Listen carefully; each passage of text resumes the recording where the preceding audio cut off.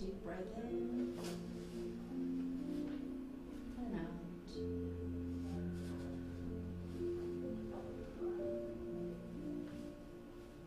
Dear Father of infinite mercy, dear Master Jesus, dear mentors of our spiritual house,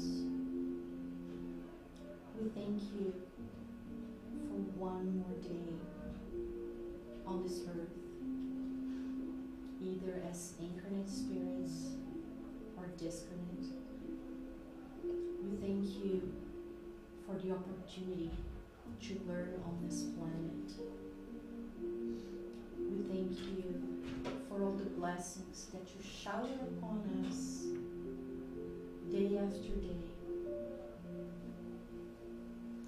And we ask that our ears to hear can be opened only to the good spirits, only to our guardian angels. May we be open to their orientations. May we be open to all the situations in which they remind us of what our purpose to be here is. We beg you, Lord, for your help. We ask for all the opportunities we can get to improve, to grow, and along with the opportunities, we hope that we can, even if it's by intuition, remember that we asked for this. May we remember that we agreed and that we asked for most of the situations that are in our lives right now. We ask our spiritual guides to help us understand a little bit of the content here today. May we leave here today at peace. May we leave here today with some food for thought that might help us along our journey.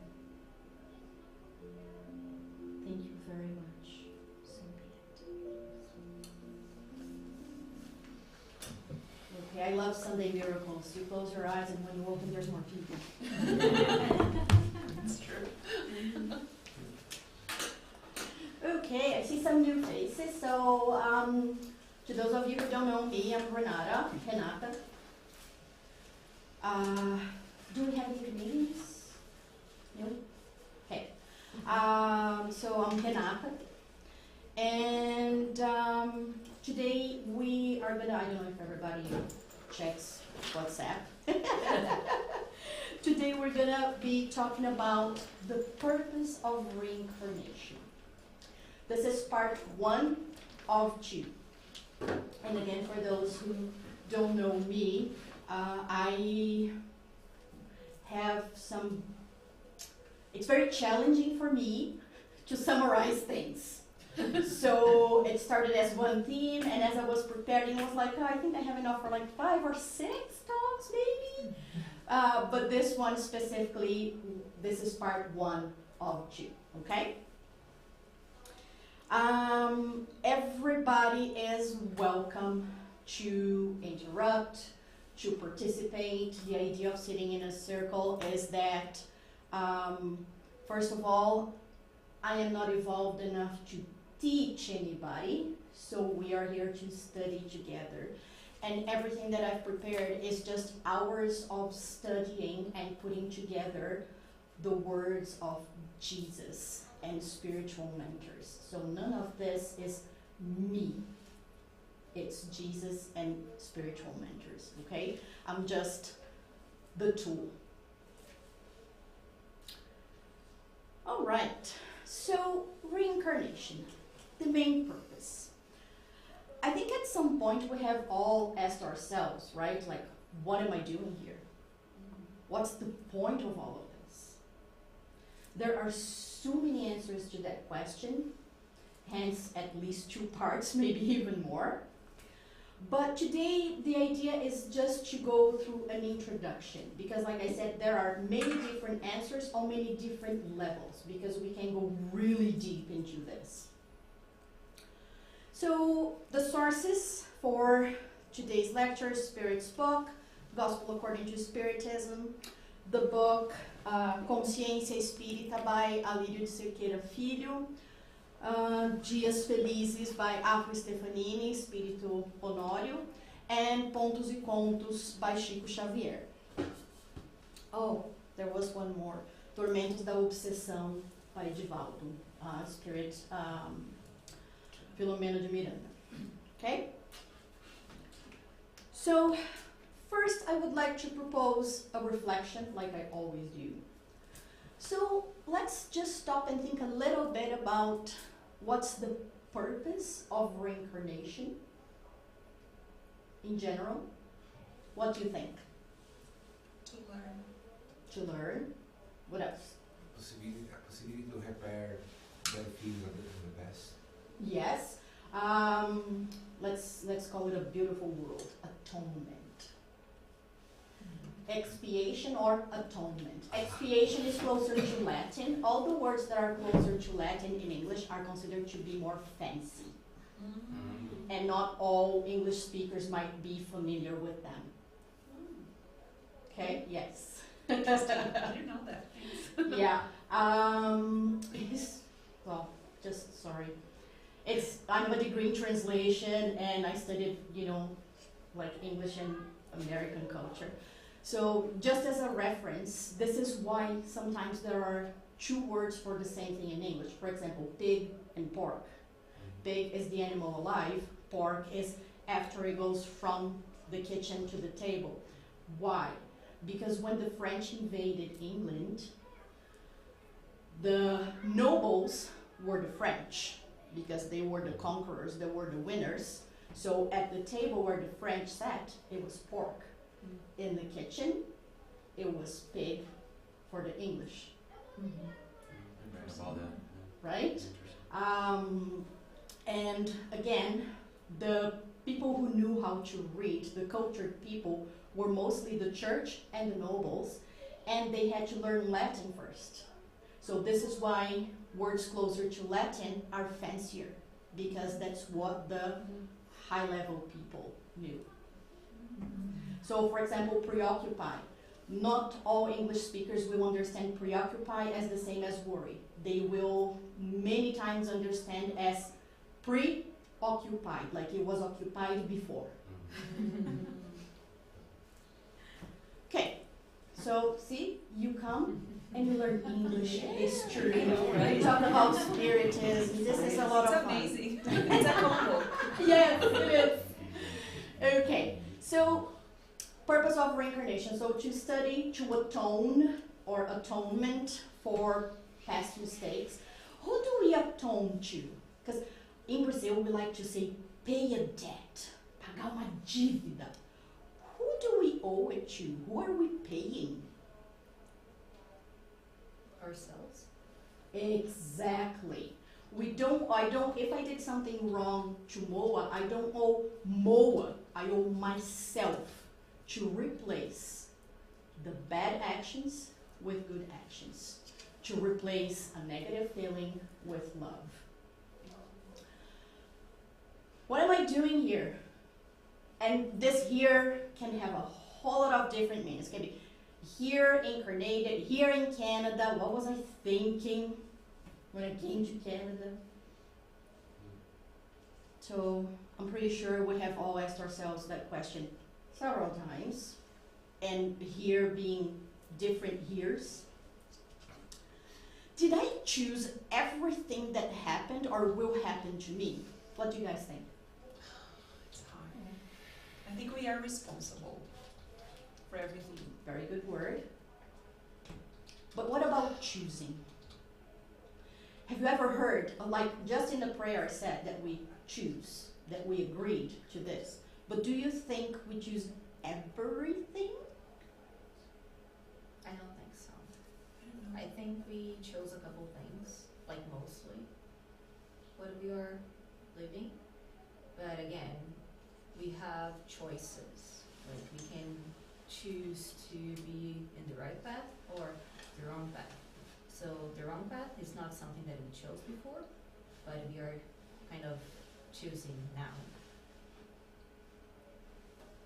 Yeah, does anybody want to add something? I think we choose like some major big things and other things like it's almost like I remember those books that I read when I was a child that you could choose the end and in each chapter like do you want him to Coleção Vagalume. it was not Coleção Vagalume, I don't think. It was called like Você Escolhe o Final Yeah. or something like that. Vagalume had a few of those. Oh, they did. They Okay. did. So it was like after each chapter, oh, do you think he should go and meet Yeah. the girl? Go if to you page. go to page Yeah. now or go to page this or Mhm. that. Yeah. So some things like happens in life and you keep choosing Mhm. as the book, but some major things, yes, like you chose to come a certain way or to go through some certain hardships and stuff. All right. What if I don't choose? You get the things will be chosen for you. Yeah. The answer, my answer for this question is no, we don't choose everything because we are not just ourselves here. We have a lot of other people making choices every day also. So, yeah, no. So it's a lot more complicated than just that, right? Mm-hmm. I am a big fan of rock and roll, and one of my favorite bands is Rush, Canadian, and they have a song that says, if you choose not to decide, It's you a choice. still have made the choice. Mm-hmm. It's true. Because in that case, you are at the mercy of the choices of other people. And you know what? I think we kind of choose everything unconsciously. I don't know, like some bad stuff that happens in my life, in this life, maybe I kind of chose it to happen in a previous life. So I'm just like paying for whatever wrong choice that I made in the other life. So I don't know. I get the feeling that we kind of choose, I guess. Even if we choose not to do what we agreed to do. Yeah. Okay. And why don't we remember? Why can't I remember why? It's best for us.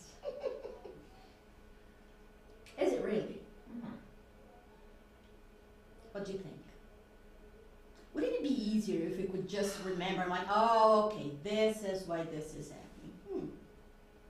I think, I don't know if everybody has seen like this meme with Sheldon from Big Bang Theory, where he has a piece of paper, some are in English, some are in Portuguese, and it says, me going through my spiritual contract and trying to understand. And he goes to the papers like, why?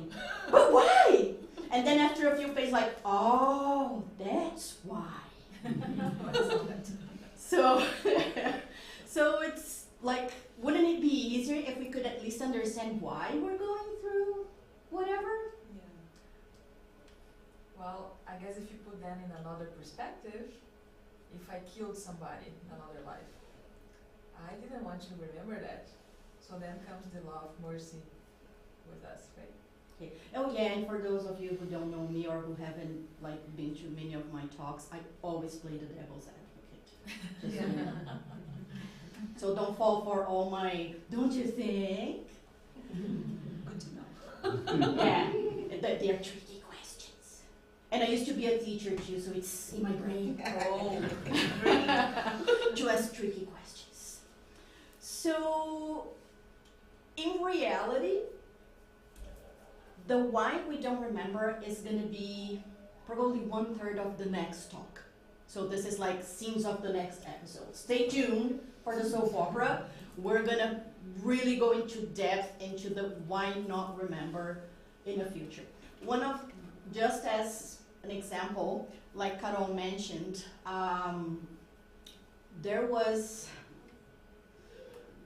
a case, I can't remember who told me about it, and I can't remember it's not in a book, it's like a real life case. as you know, in Brazil, and even here actually, it was a fad, modinha, in Brazil a while ago and in some other places, regression therapy. Have you ever heard of regression therapy? Yeah, let's try and go back and try to remember what I was in a past life to see if I can understand why I'm going through all of this. Do you do that? And so this story is about this man who is still alive. He is a spiritist, and he had a very complicated relationship with his daughter. And while he covered her with all kinds of love and care he could possibly think of, she always somehow kept him at arm's length, at a distance. And no matter how hard he tried, he felt that he wasn't reaching her heart. And at a certain point, after, when she was like an adult, I think she already had her first kid, he decided that he needed to understand why. Like, why, no matter how much effort he made, how much effort he put into the relationship, she wouldn't open up to him. And he felt like she didn't really love him. So he went for regression therapy. And what did he find out? That in a previous life, he had murdered her. He had shot her to death. During their reincarnation program, which we're going to talk about, which is when we, the spirits, and our mentors decide the main points, already giving hints there, the main points of what we're going to do or be during our reincarnation, both of them agreed to come back as father and daughter to learn to love each other. Because that's another misconception we have. Sometimes depending on the spouse we have, or siblings or parents, we're like, oh, I'm here to pay for something. You know, like, oh, I have to atone. I'm with my husband, but I have to atone. It's a karma. Yes, it's my karma. I'm paying. That's a huge misconception. That's not true. We are here to learn to love each other because we failed at that before. So you're not paying him, he's not paying you with that. We are here to learn to love each other. And they hadn't learned to love each other, right? So they agreed to come as father and daughter because it's a very close relationship, and they thought that they would be able to learn to love each other. And she had this instinctual, her instinct, fear of him. That's why she sort of avoided him as much as she could. So it's not like she didn't love her father. She admired him. She knew all the good things about her father, but she just felt like a natural sort of repulsion. She felt an instinctual fear of her father. And he interpreted it as lack of love, so like a mess. Problem is, after he found out that he had done that to her, all those efforts that he was making stopped because he felt so guilty about what he did that he felt he didn't deserve her love even if she had decided to open up to him. So this is a very good example of how knowing why is not necessarily a good idea. Maybe down the road, before he died, they might have become close. Like she might have, I don't know, gone through therapy or something and tried to get close to him if he kept trying. But he completely stopped, went into depression because he felt so guilty about it. So knowing why, theoretically sounds like a great idea, but in reality, not necessarily.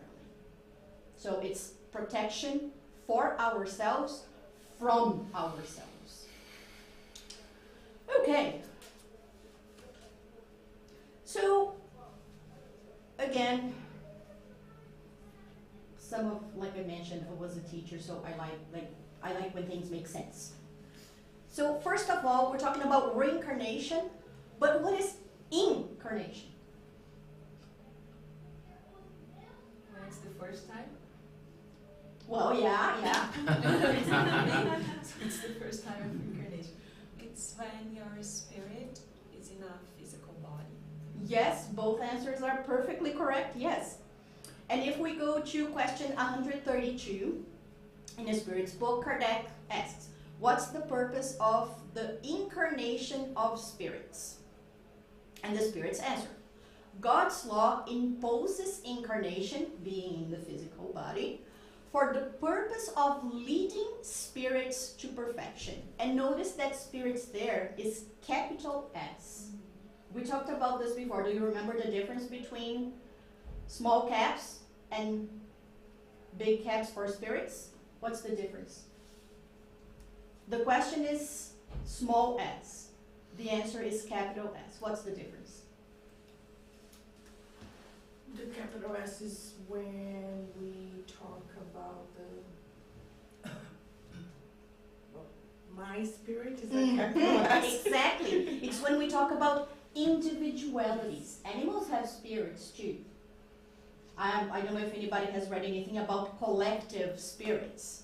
So those are with small s, spirits in general. And this is why the question is small s, because spirits in general.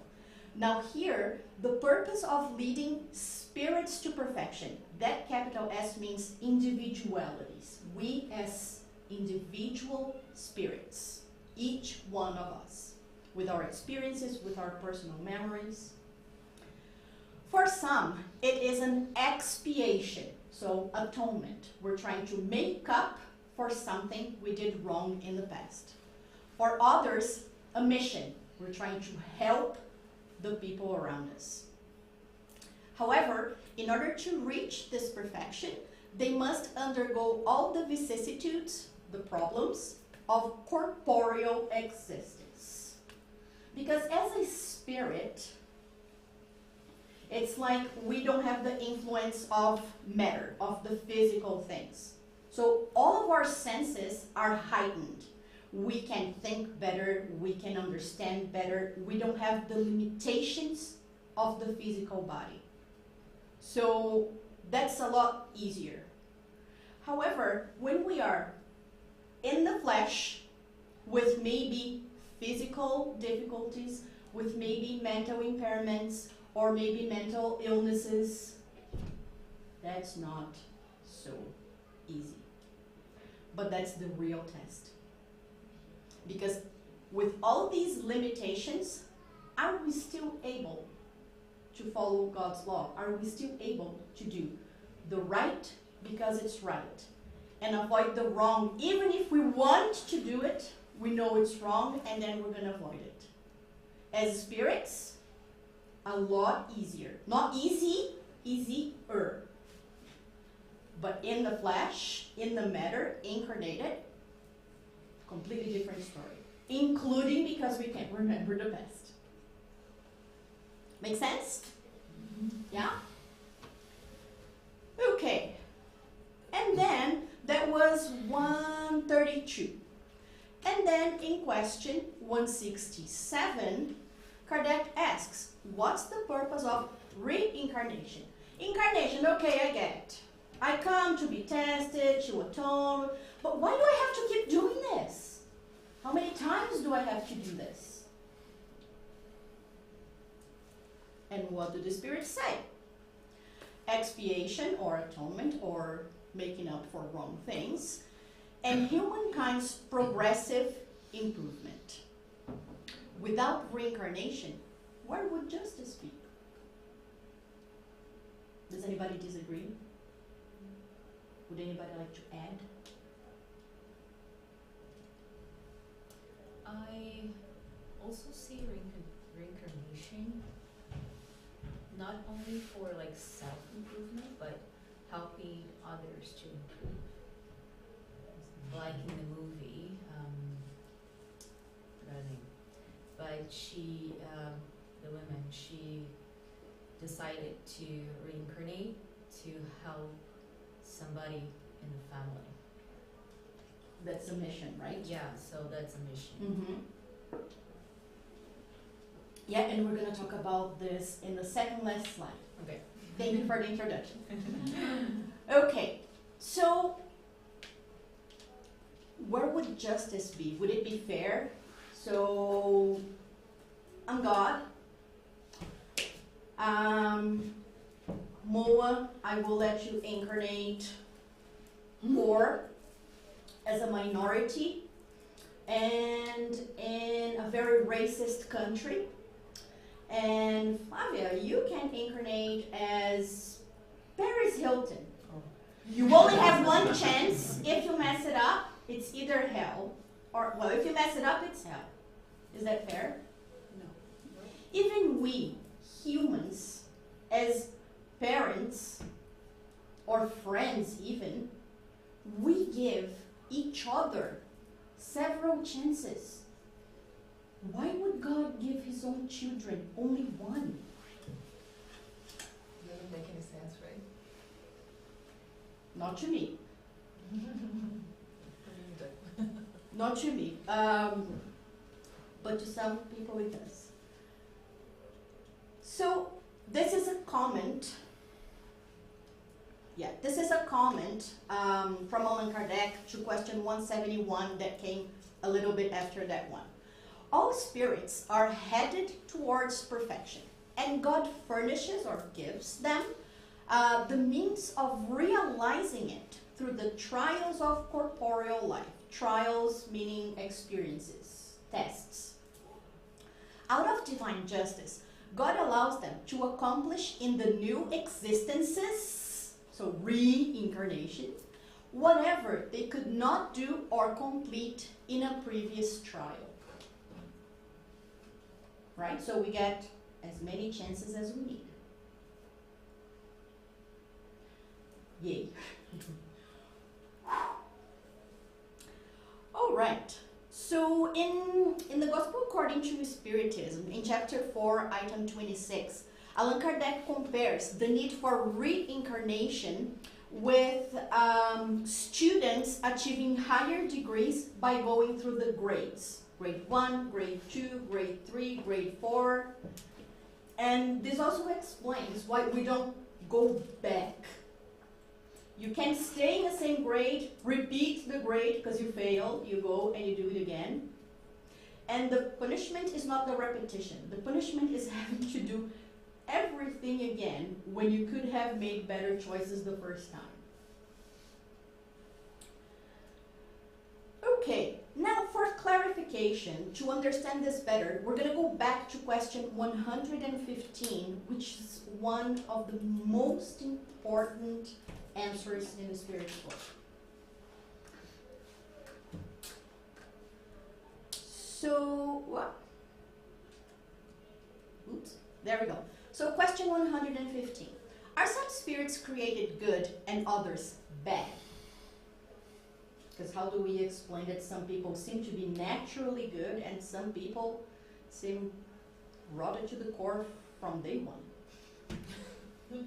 As small kids, there are some small kids that you can see that they hurt other kids by malice. They know what they're doing and they still do it on purpose. Is it because God created them like that? Nope. Definitely not. Because doesn't matter how young, baby, child, it's a spirit that has incarnated and reincarnated several times. They are dressed as a cute little package as a child, so we are more lenient towards them, but they are an old spirit, maybe even older than we, right? So, Spirit's answer. God has created all spirits simple and unaware, that is, without knowledge. God has given each of them a mission. It is aimed at enlightening them and progressively leading them towards perfection through knowledge of the truth. What is the truth? And you shall know the truth, and the truth shall set you free. What's the truth that we need to know? The laws of God. The laws of God. In order to draw them near to God, to bring them near to God. In that perfection, they will find eternal happiness without any troubles.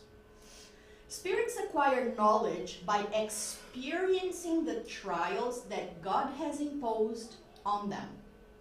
Some submit to these trials and thus, e assim, arrive more quickly at their destiny, whereas others cannot endure them without murmuring. What is murmuring there? Complaining.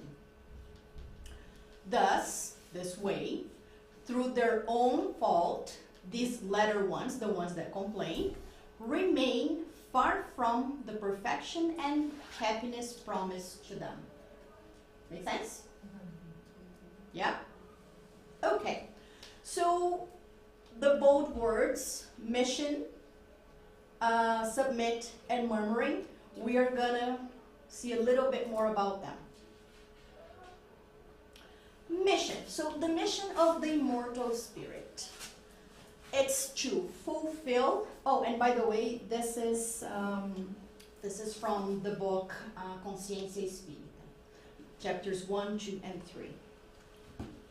So the mission of the immortal spirit is to fulfill the existential purpose of drawing themselves near to God through the knowledge of the truth, and thus reach perfection and eternal happiness. Is it confusing or does it make sense? So by not just learning, not just knowing the laws of God, but actually experiencing, living those laws, that's how we get ourselves closer to God. Perfection, well, relative perfection, only God is completely perfect, and eternal happiness. So this is our mission. So every time we ask ourselves, what am I doing here? Primarily that, high level, we are here to learn the divine laws and apply them in our lives. Because a lot of people know it's different from applying, right? So when we talk about existential purpose, and this is going to be the next talk, the difference between existential program and existential purpose. They are different. So existential program, what do you think it is? What has been programmed for your life in that existence, like the milestones, maybe something like that. Exactly. You know when you go to a presentation and they give you a program and it has like the order in which things, like who's going to perform, in what order, and all that kind of stuff? That's basically the idea. So it's like the key points, the highlights, and that's the other question we were talking about. Do we choose everything? So we are going to talk about this in detail, but just as a general idea. For our existential programs, there are 3 levels of participation from the spirit who is going to reincarnate. Level 1 is 0. No participation. It's what we call compulsory reincarnation. It's because that spirit might be so sick, so ill, that they don't have the capacity to participate. Because they're not going to agree to anything. They don't want to reincarnate. They say no to everything. They are extremely rebellious, resistant to any help that is being offered. Probably not the case of any of us here. Okay? Second level of participation is partial. The spirit makes some choices, but mostly accepts the wisdom of our guides and mentors. Because reincarnation, preparation for reincarnation, can take from years to decades to centuries. It's not something simple. There is a huge team in the spiritual world that will prepare us for that. We go to classes, like actual classes, to learn. We're going to talk more about that next time. But it's a very complex and long, lengthy process for us to reincarnate.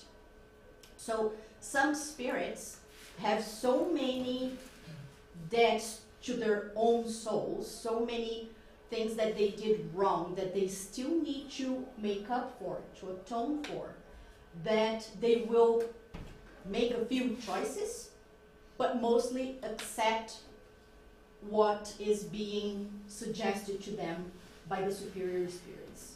And after reincarnate, it's not just, oh yay, you're ready, go! No, they are still supporting us. There's our guardian angel who is the closest to us, but we also have other spiritual mentors, and we also have a team that helps us, either as individualities, as a couple, as a family, professionally speaking, if our profession is, I don't want to use the word relevant, but for example, let's talk about a doctor who is being guided by a group of spirits to discover the cure for something.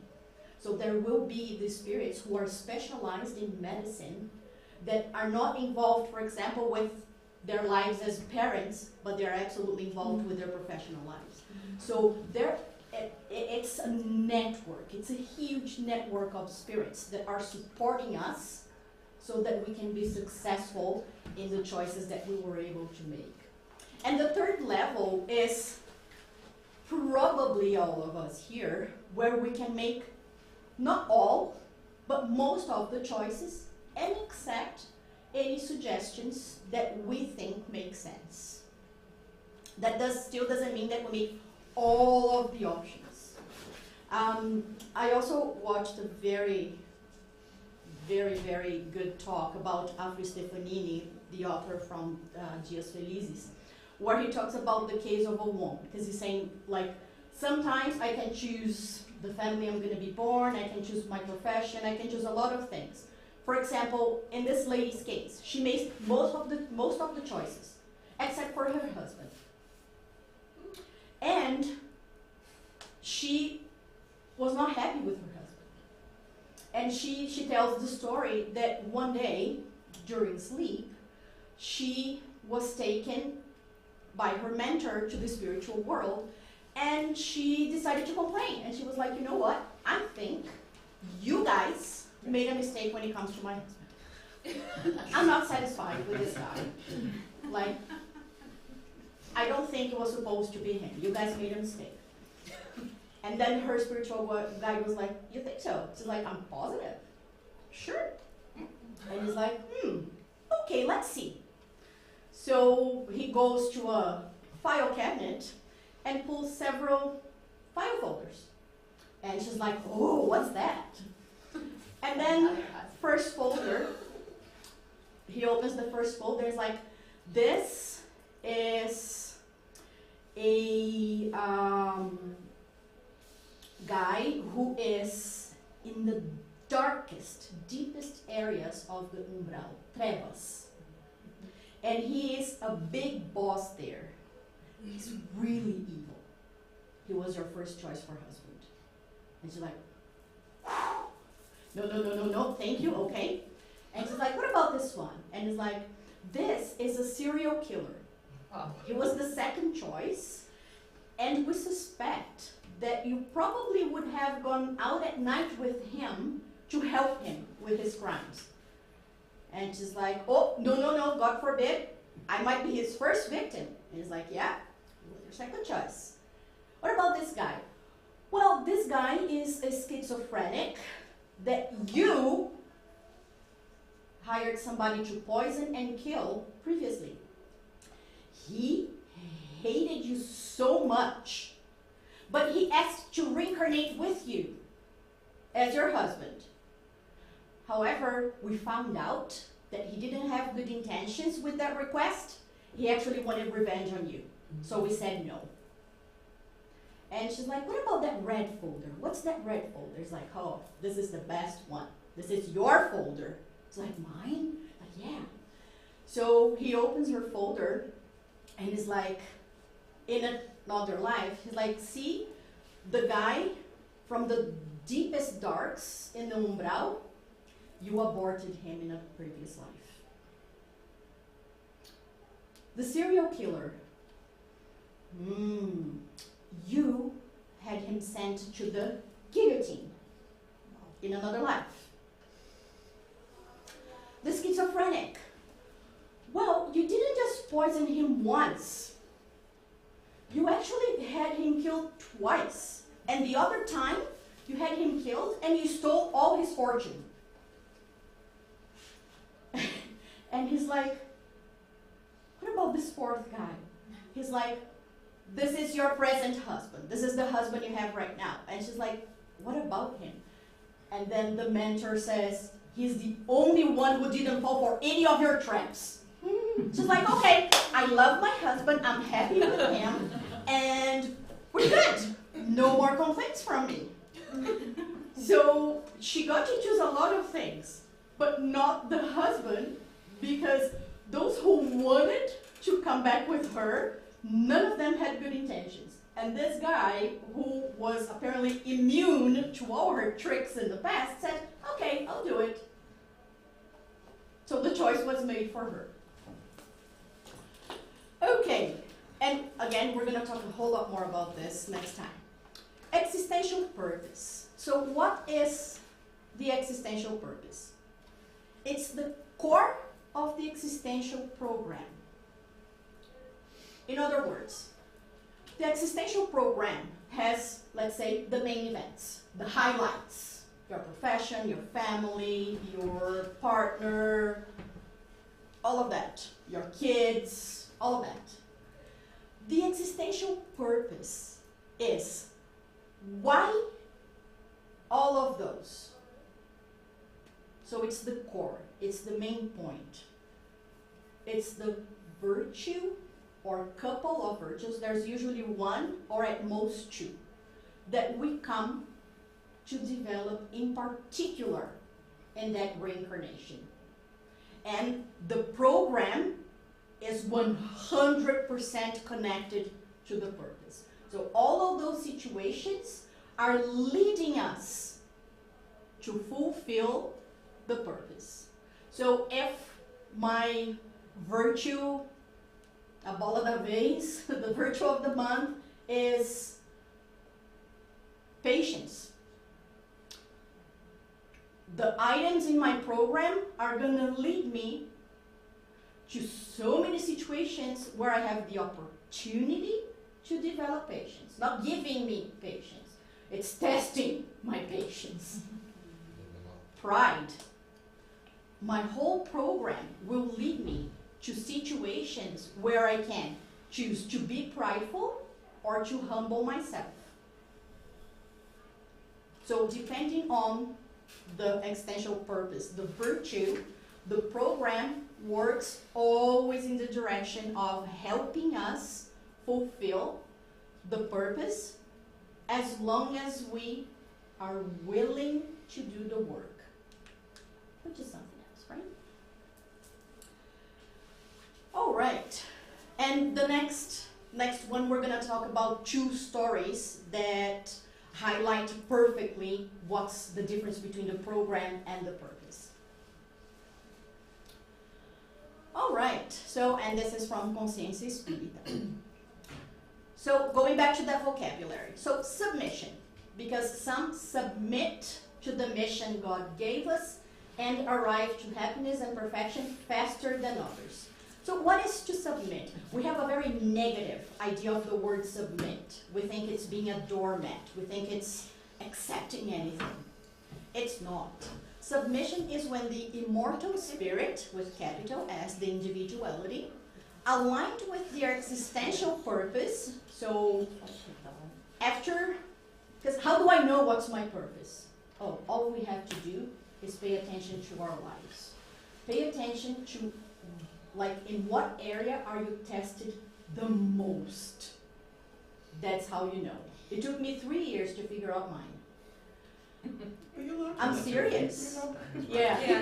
But 3 years of, like, you know, like really reflecting. It's and then I was sure it was one, and I was like, no, it's not this one. So it took me 3 years to finally figure out. So yeah, so when the immortal spirit aligned with their existential purpose, makes the effort to know the truth and develop the virtues in themselves. So once I figure out my purpose, and again, developing virtues, even if it's not the main one you can, it's never lost. All the virtues we develop stay with us. All those people who seem to be naturally calm, naturally wise, oh, they are not. They've worked really hard to get there. It looks like it's automatic for them, but no, they had to put all the effort in order to get there. They submit to the law. Submit in terms of accepting, not because somebody's demanding, but because you understand that if you don't, you're going to keep suffering. You're going to suffer and suffer and suffer because we're stubborn. So submit to the laws of God. That is, they submit to the duty of the conscience to fulfill the mission they bring within themselves to reach relative perfection, drawing themselves near to God. So this is submit. It's accepting in a positive way, like understanding in your mind, feeling in your heart that that's the best for you, and applying it and acting upon that, because you are tired of suffering. Because the more we murmur, the more we complain, the longer it takes us to get closer to God and to happiness. But we are very good at being stubborn. And then murmuring. It's is the circumstantial process. What is circumstantial? It depends on other stuff. Characteristics.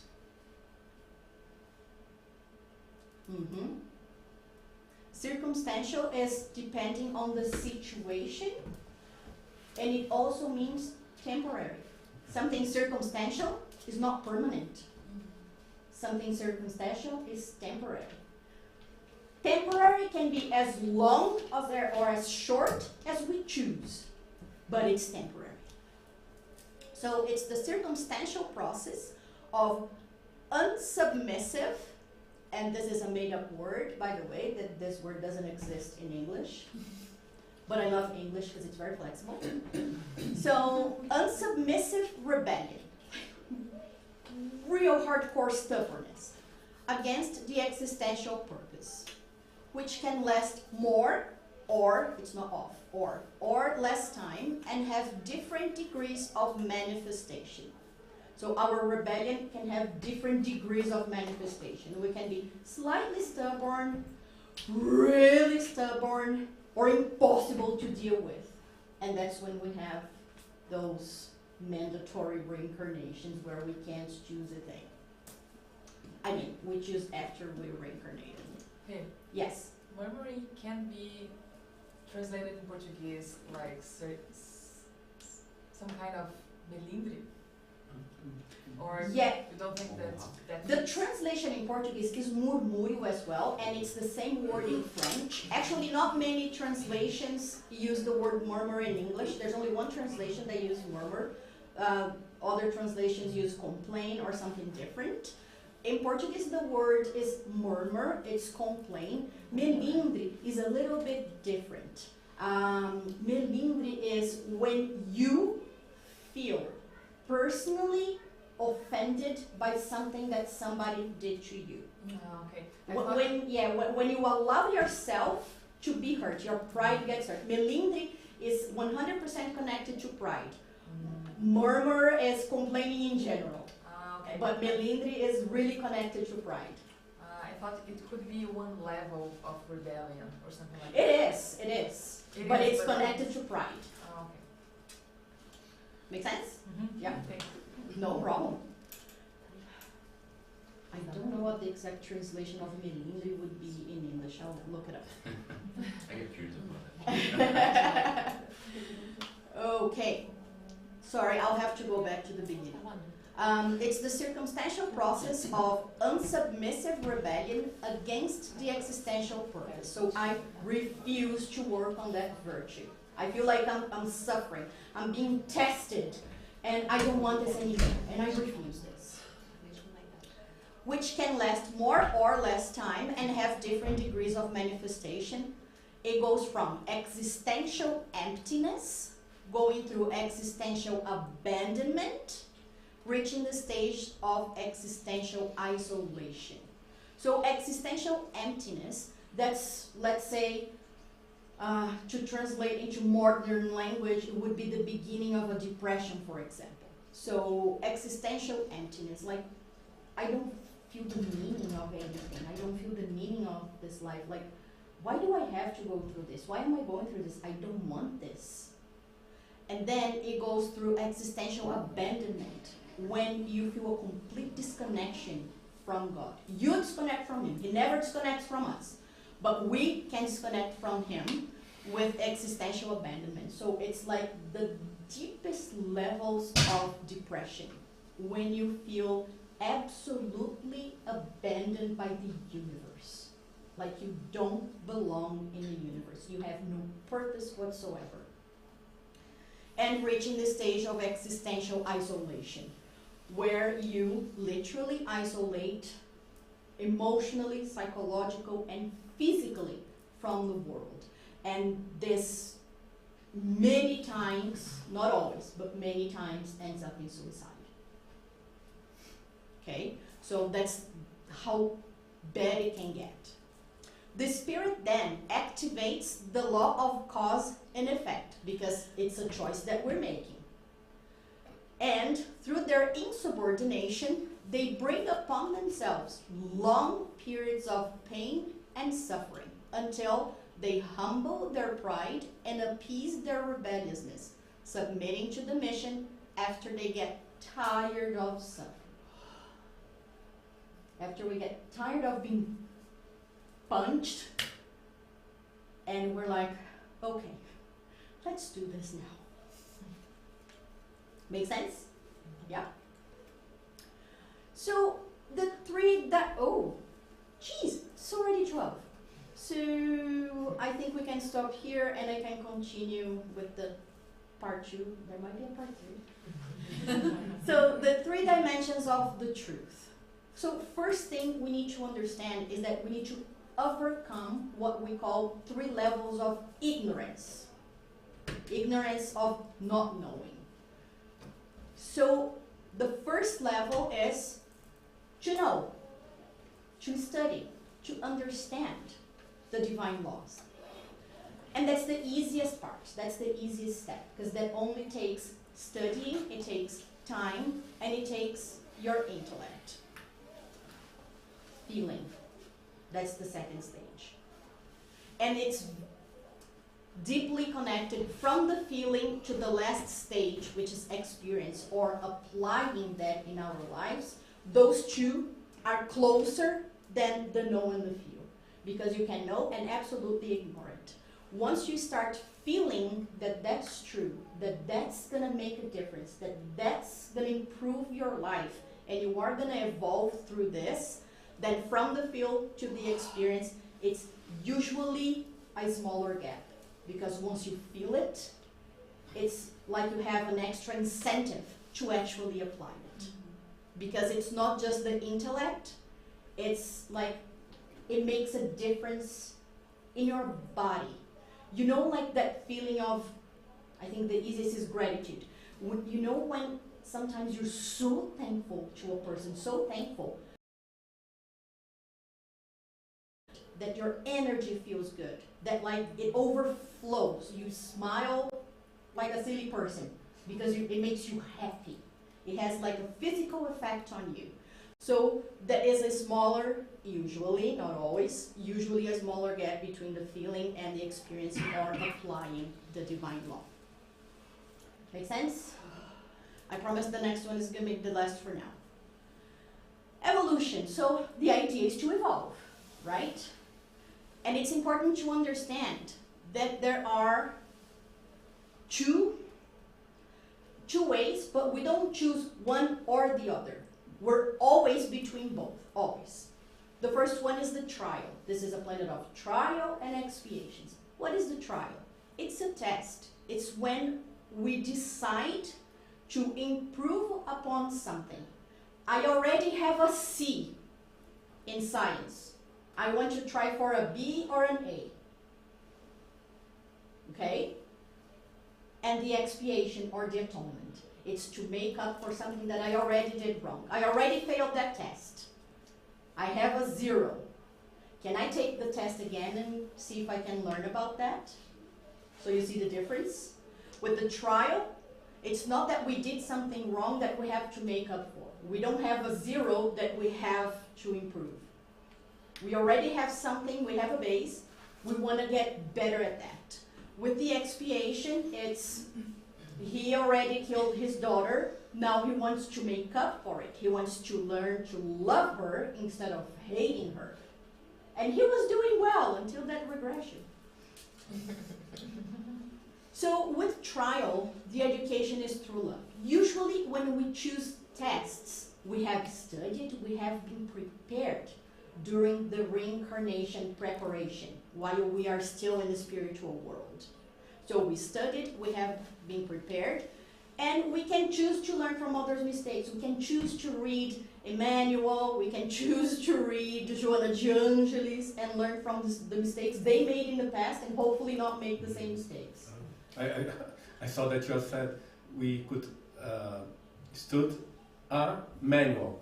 Trying to figure out. Emmanuel, Emmanuel, not okay. Emmanuel, Emmanuel. Where's the menu? Where's the menu?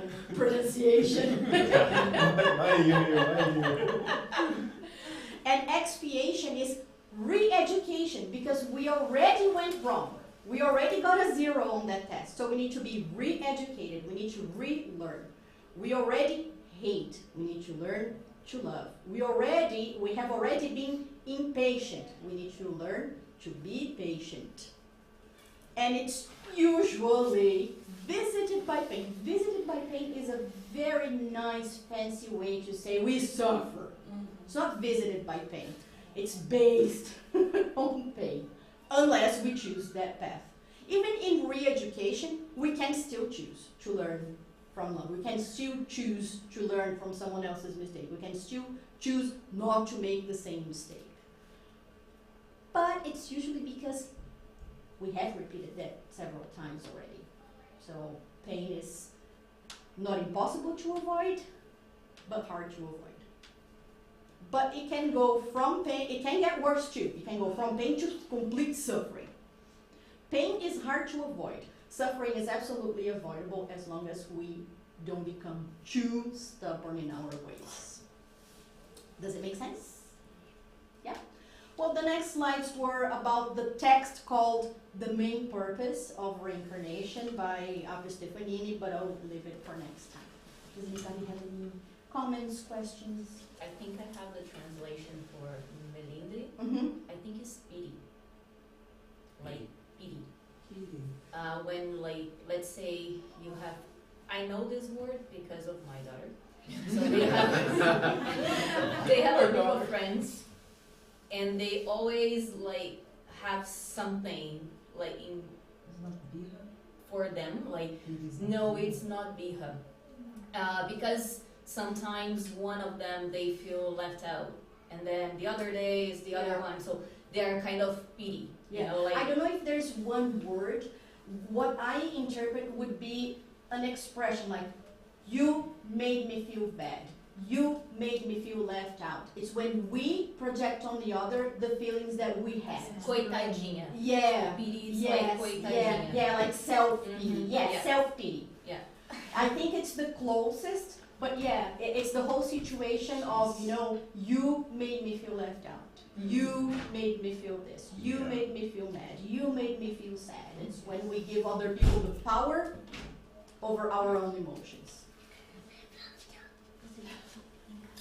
Anybody else? No? Thank you so much for your patience and thank you for participating. So we are going to do our final prayer and we're going to go to the passages. So let's close our eyes again.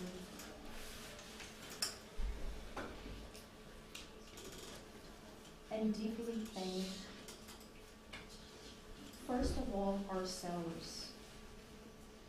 Let's thank ourselves for allowing ourselves to be here today.